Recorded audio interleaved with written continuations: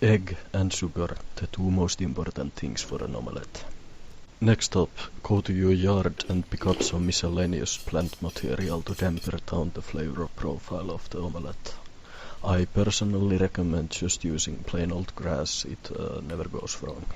Now mix up the egg and the grass until it starts resembling expired spinach soup. Now we need a fire. If you can't afford the stove, you can always just hold a lighter underneath the cup. It does the trick. Now that we have clogged up our piping system by pouring down some oil down the drain for apparently no reason, we can actually start cooking. By the way, if you're vegan and can't use the eggs of chickens, you can always replace them by pigeon or maybe even seagull eggs. I can't stop shaking, I'm having seizure.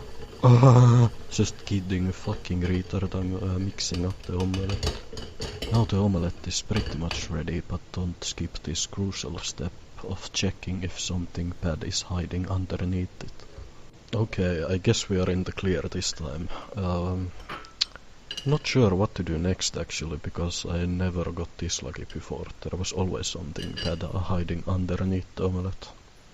I guess the best course of action would be to pull off the highly controversial tactic of putting the food on a plate.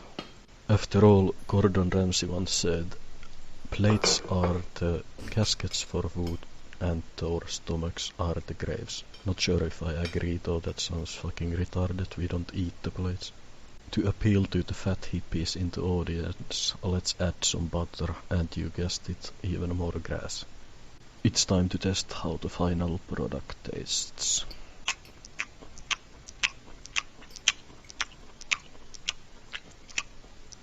Ugh, it's not good. Let's feed it to the rats.